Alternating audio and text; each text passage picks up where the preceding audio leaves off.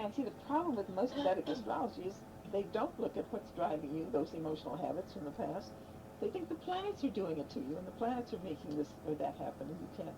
You're a victim, just you have to wear a jewel or pray to the god or give an offering or something, or just stay home on the bad days.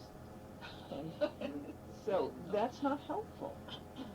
But it is helpful if you can recognize your habits are leading you to do these things, and you don't have to, you can't change the emotional principles, but you can change how you're expressing them. Well, it's like people who smoke. I remember Catherine Deneuve was interviewed once. Yeah, that's a major habit that's hard to break. Well, Larry King said, well, how do you feel now that you don't smoke? And she said, well, I don't know what to do with my hands. Yeah. And you see, it's something to do with that. These people are so nervous. They have a cigarette and smoking. Yeah, but it's also tobacco is one of the worst addictions. It's worse than cocaine to break as an addiction. It's very addictive to the system. I had a friend once who said, it was just like when he had gone a little while without a cigarette, it was like someone was needling him and just saying, you need a cigarette, you need a smoke, you need a cigarette, you need a smoke.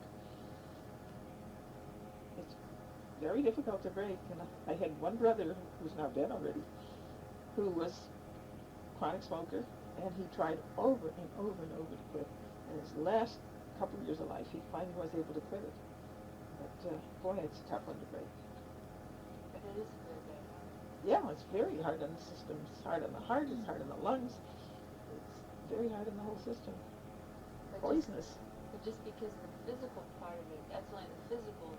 What's really causing you to smoke is something deeper. No, but there's a physical too. There's a physical But addiction. isn't that being deterministic too? If you say that? Habits. Some people would say that Habits. it's your attitude towards the food or the... Habits are deterministic until you learn to change them. Okay. You are determined until you can learn to change your habits. No, but let's say someone's playing devil's advocate like me, and I don't believe in that. And they would say it's your attitude about the food, it's your attitude about the cigarettes that determines how you're going to use the substance, how you're going to react to it. There is a lot of truth in that. You can be a chronic smoker and live to be 100 years old and never get cancer. George Burns. Right. George Burns. And a lot of other people. Well, there was the French woman. It's quite possible to do that. 120, Jean Calment. And I think the psychiatrist in London did a study once, I think it was in an Eastern European country actually, of the character types that got cancer.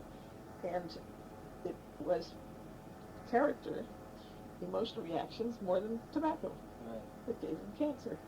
But if you've got the combination, then you're in real trouble. It's the deadly combination. Yes. That's right, I see. But if you really like yourself in your life, truly, really like yourself and enjoy your life, you won't get cancer, and you can smoke all your life and you won't get cancer. Eat junk food. Yeah, and eat junk food. That's right. It's true. No, really. You can sit in an armchair and not exercise, but you are happy with yourself and your life. You don't get sick. So the psychological is basic, most important thing, and all the rest plays a role.